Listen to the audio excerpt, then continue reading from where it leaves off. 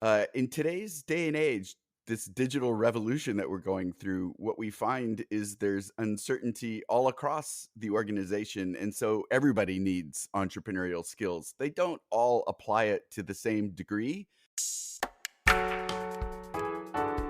Hello, and welcome to Brand Tuned, the only podcast on branding that covers IP, which is intrinsic to business and brands. I'm Shireen Smith, lawyer, brand strategist, and curious business owner, keen to discover the secrets of effective brand building to create a successful business. My guest today is Brant Cooper, best-selling author of The Lean Entrepreneur, which is a New York Times bestseller. He is also CEO of Moves the Needle. Welcome, Brant. Hello. Hi, Shireen. Thanks for having me. So, Moves the Needle teaches entrepreneurial spirit to very large enterprises. So, I have a background in startups, lived through the dot-com boom and bust up in the San Francisco area, and ended up writing several books on lean startup type principles and leading to the lean entrepreneur. And so then we launched Moves the Needle to take that to very large organizations that don't tend to be very entrepreneurial. Oh, right. So it's when they've got new initiatives for entrepreneurs, is it? Right. So initially, at least, we thought that, okay, this is for the innovation groups or the entrepreneurs inside these large enterprises. In today's day and age, this digital revolution that we're going through, what we find is there's uncertainty all across the organization. And so everybody needs entrepreneurial skills. They don't all apply it to the same degree. But the entrepreneurial skills are ones, whenever you face uncertainty, you have to be in learning mode instead of just execution mode. And so that's sort of what we teach, is this entrepreneurial spirit that you use when you need to learn instead of just execute on the existing plan. So when did you start this business? Started it in 2014, and we've worked with over 60 large enterprises all around the world. So how did you get your first client? I think, well, I mean, having written the book, we actually had clients during that whole process. So I had previously written a book back in 2010 called The Entrepreneur's Guide to Customer Development, which was the first book that talked about lean startup and customer development and product market fit and those type of things. And so among, a limited sort of startup-y crowd, I was already known and would get, sort of more startup-y clients.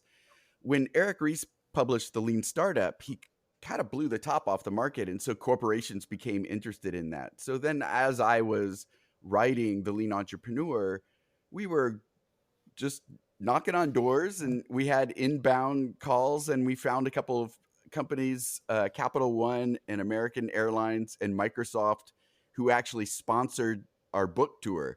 And so that was probably the beginning of the work. Though I also remember we did work with 7-Eleven and we did it for free. And so that's sort of, we did the workshops for free. And that's, in the startup world, that was always one of those ways that you would get in the door of large corporations, is that you would, not charge them very money for, the first version of something, just so they would, help kick the tires and help validate that you were doing something of value.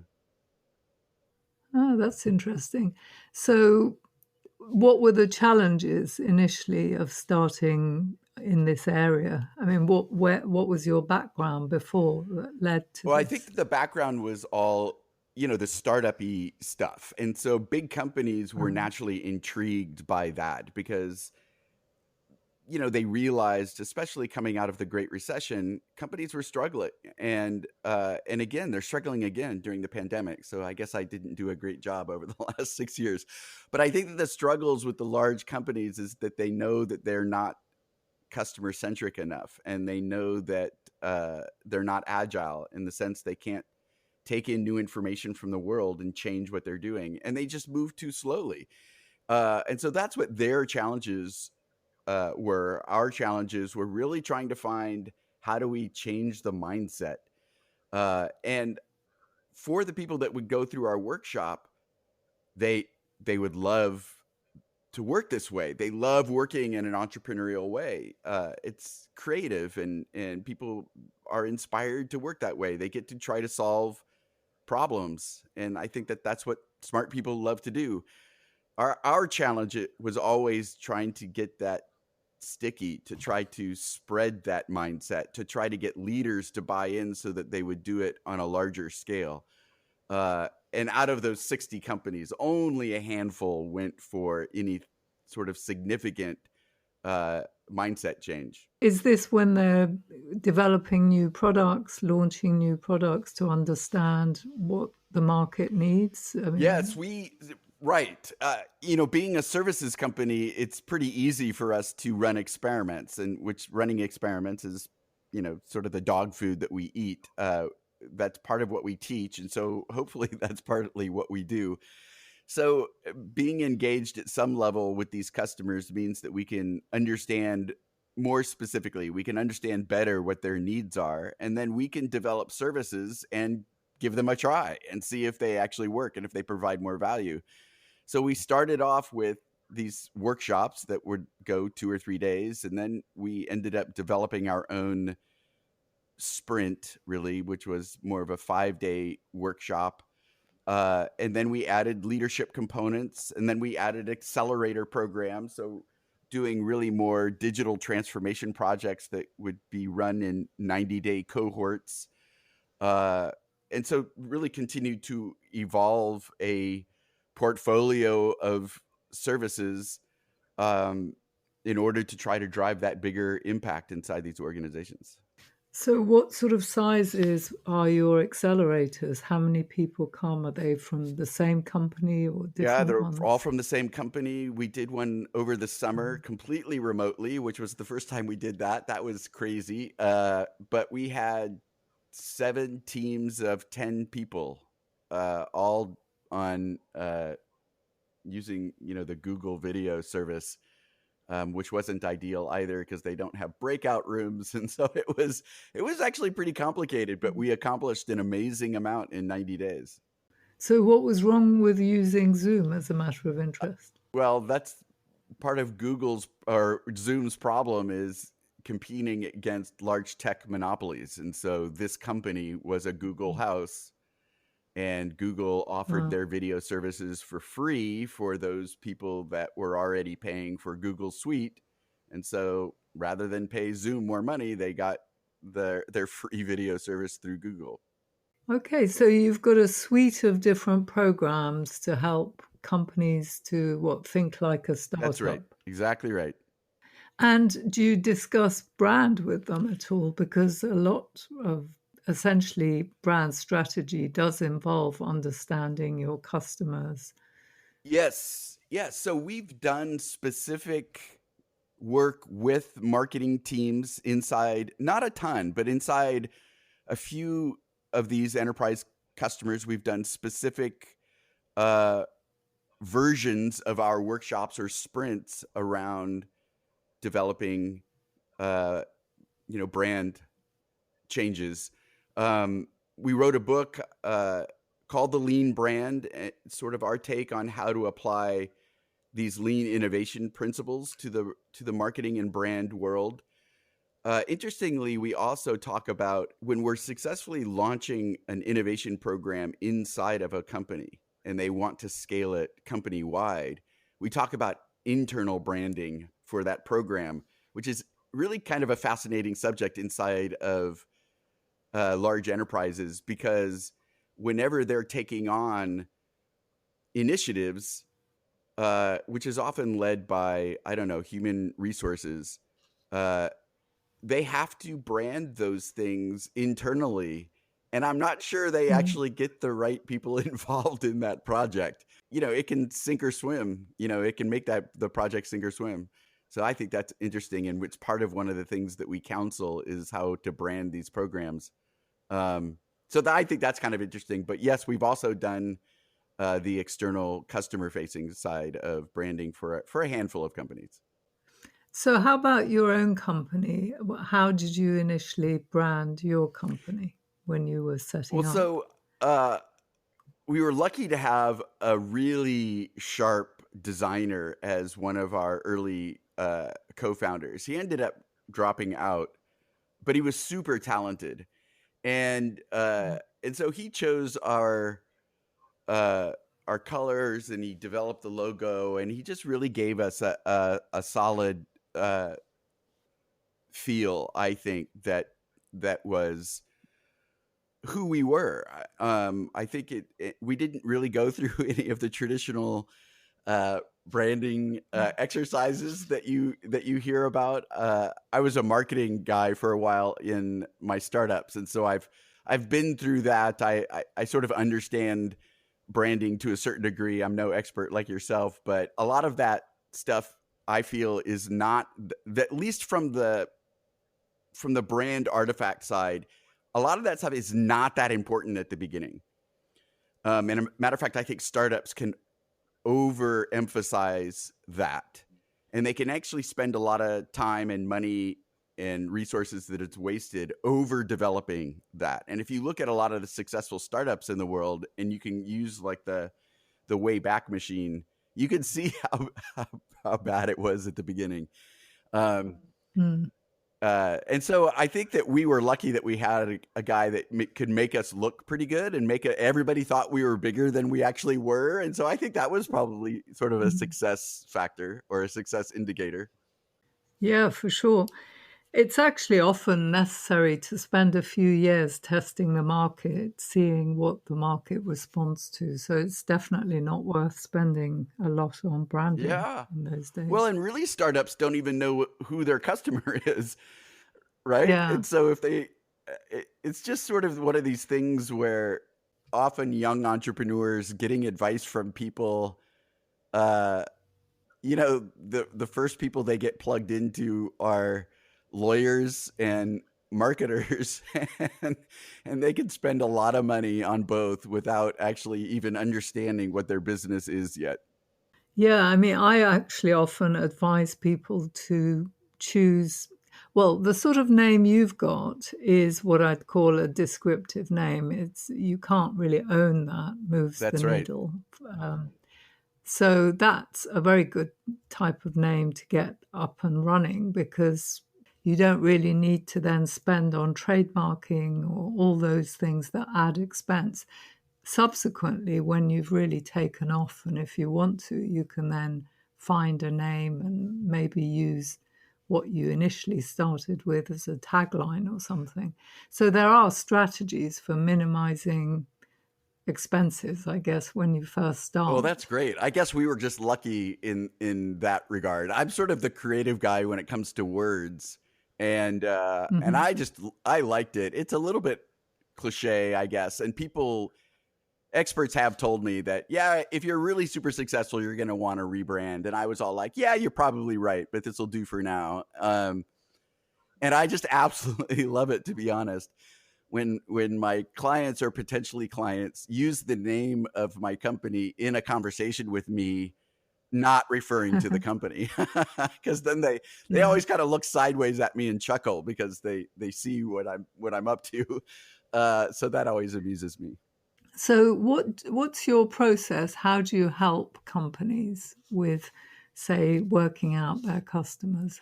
So we're big on personas. I think that different than maybe some old school market research type of stuff, we're really more focused in the innovation world on narrow, focused.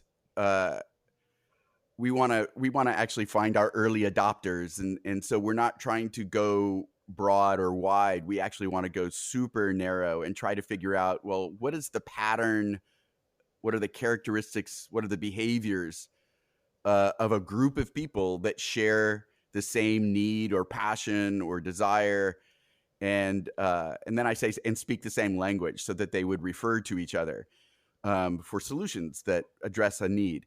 And so when we talk about personas, we really want them to describe a real person and think about, well, where do those people hang out? And then go and find them and try to validate that those characteristics and behaviors really do describe this group of people. I find that entrepreneurs, and that actually it's in big companies too. It's the reasons are a little bit different. The startups, they want 1 million customers because that's how they're going to be wildly successful, and so it's really difficult to get them to think about, you know, what's the pattern of individuals that's going to spend the night in the parking lot outside of the store because they want to be the first ones to grab your product. And for the large companies, it's difficult because they already have 1 million customers. And so they want to do something new that will tackle all of those 1 million customers. And it's just, in my view, not how you can start discovering or validating this value that you want to bring to a market. You have to find I tell this story all the time, but there was an entrepreneur I was helping in Madison, and he had this app that you choose an article of clothing and then you'd hit a shuffle button and it would finish the wardrobe. And I'm all like, oh yeah, that's pretty cool. So, you know, what's your problem? How can I help you? And he said, I need 1,000 customers. And I said, well, how many do you have? And he said 0. And I said, you don't need 1,000, you need 1. Go find 1 person who's willing to push that shuffle button.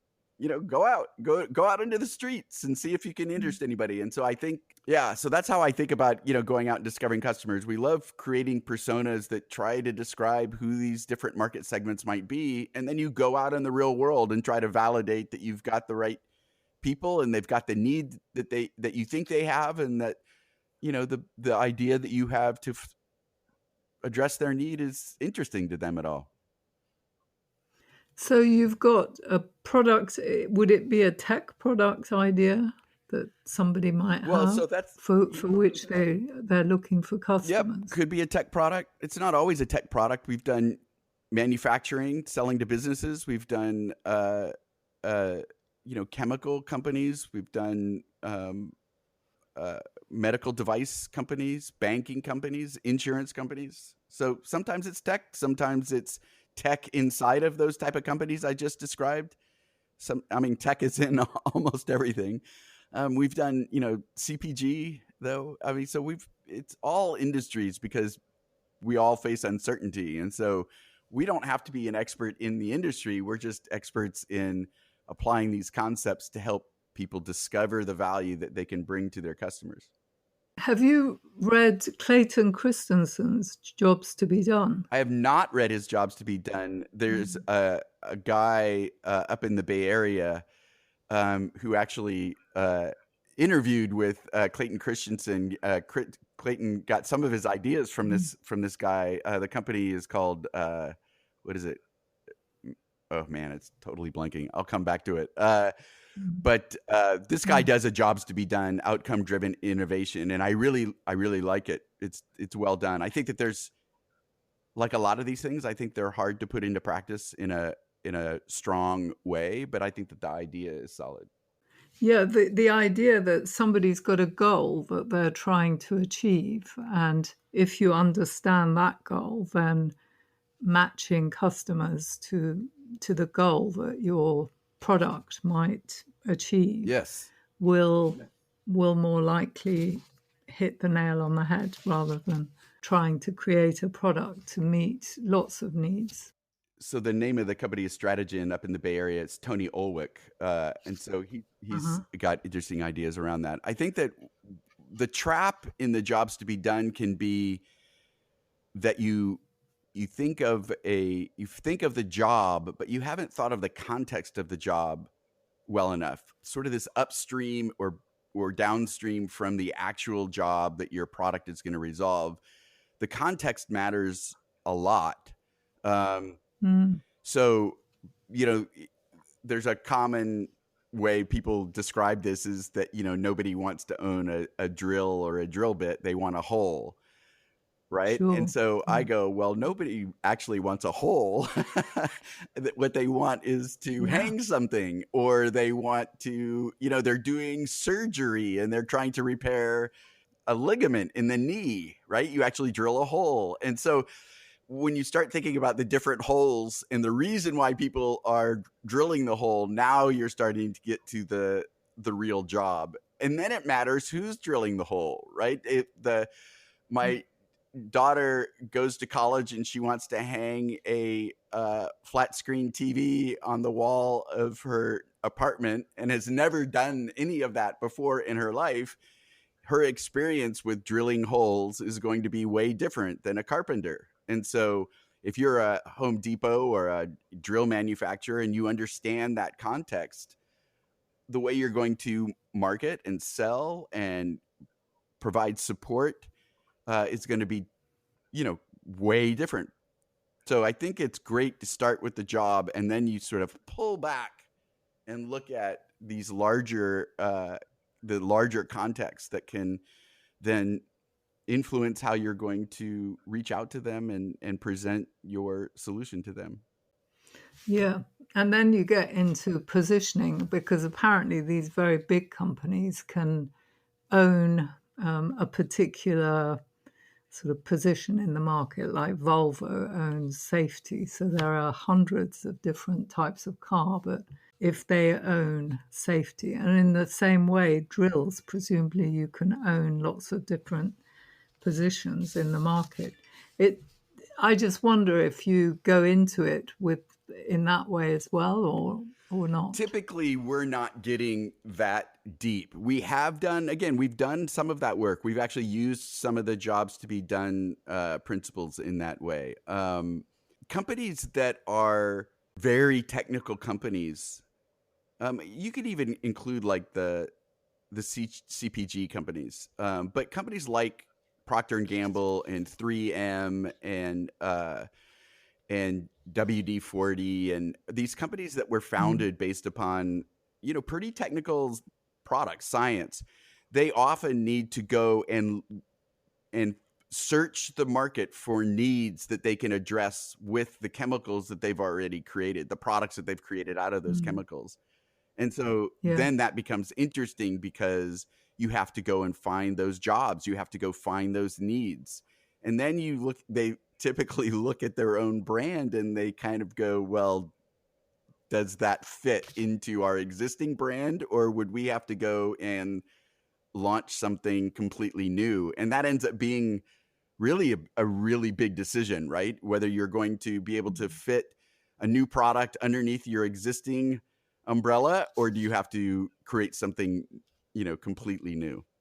So, do you help your customers to interview people, or do you just teach them how to go about doing We've it? Do you actually do the Yeah, interviewing we've with them? gone along with them before, but we don't do the work. Really, we're trying to build capabilities. That may have been a business model mistake on my part, to be honest, because I think like during the downturns, those companies that actually do the work have survived better than those of us that teach the work. Really? Yeah, that's what I'm finding. I guess if I could put everything online, people would be, maybe that would work, but I've never found that to work, to be honest. But I just think for companies to thrive and survive in the 21st century, they need to learn the capabilities that are not going to be able to outsource understanding their customers.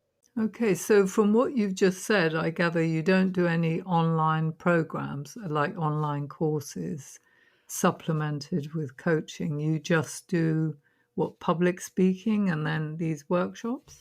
Yeah, I've got a separate side business where I have created videos and templates. It's not a formal course, but startupbluebook.com for entrepreneurs and startups mostly.